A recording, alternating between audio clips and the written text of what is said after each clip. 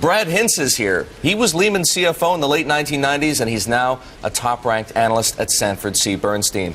Brad, this is the most authoritative accounting to date of Lehman's collapse and pretty much of any firm that experienced the trauma of the financial crisis. What were the biggest surprises to you?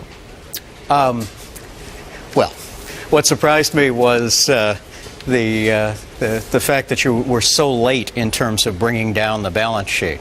The comments about shrinking Lehman's balance sheet really wasn't something that occurred until well after the crisis began, which, you know, if you're facing a funding crisis, if you're facing a confidence crisis, the first thing you do is put your balance sheet into a nosedive and raise cash.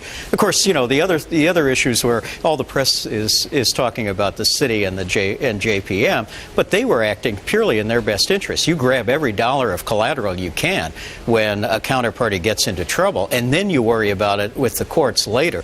What we have here is the courts worrying about it, and it's clear that JPM and Citi were pretty aggressive in terms of grabbing collateral from them. And what surprised me as the CFO was the accounting systems that were in existence back in 1996, which I thought were relatively primitive. In this thing, they make it pretty clear that there wasn't a lot of money that was invested in the accounting systems. So although they didn't find any accounting shenanigans, what was very clear to a reader of this is that there's an awful lot of stuff being done by hand.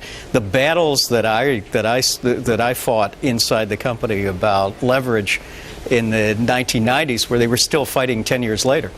Let me ask you about this one transaction which they identify, Repo 105. The report says it allowed Lehman effectively to doctor its financial statements to temporarily move off the balance sheet $39 billion in one quarter, $49 billion in another quarter, and $50 billion in a third quarter. Bart McDade, a man I know you know well, referred to it as a, quote, another drug we are on.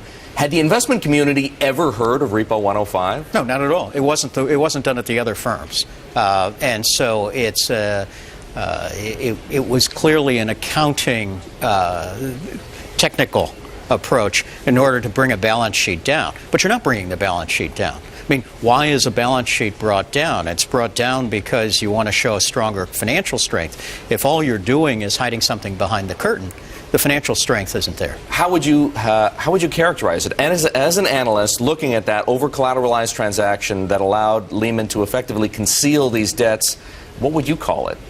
Shenanigans. This isn't, you know, this made it worse. Remember, Lehman was operating at about 31 times leverage in terms of gross leverage at this time. They weren't low in terms of their leverage. They were up at Morgan Stanley's level.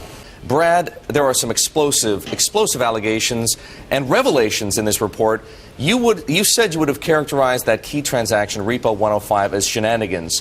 Why not outright manipulation?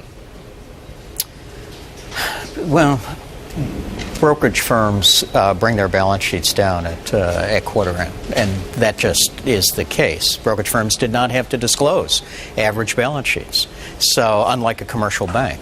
And so you would actually see the balance sheet come down. They would inflate over the course of the quarter and then come down. Right. And that was relatively harmless because it would be government securities that you'd ramp the balance sheet up on.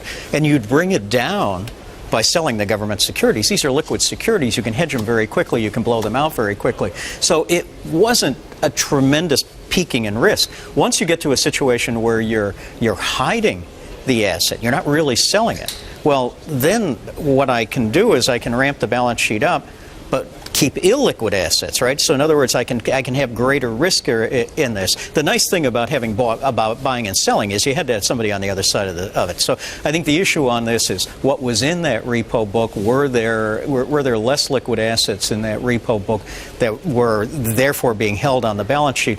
What was the terminology would be what was the cash capital position of the firm, which was, could the firm stand a funding crisis, which was a calculation that had to be done daily? The answer probably was not good, but we don't have that from the report. You talked before about battling over the balance sheet when you were the CFO. You worked for Dick Fuld. Do you believe, as this report suggests, or at least as he claims, that he did not know about the kind of financial engineering that was going on? He may not have had specific knowledge of the transactions, but was Dick Fuld really out to lunch, as his lawyer would have us believe, about the accounting? Well, Dick headed the risk committee of the firm and was very hands-on on the trading side. It strikes me on this one from reading between the lines that Dick, who has a very forceful personality, could easily get into a situation where he's dominating the people around him and the information isn't coming to him. Now, on the other hand, what you end up with in a fixed income house is a natural battle between a CFO and a fixed income division.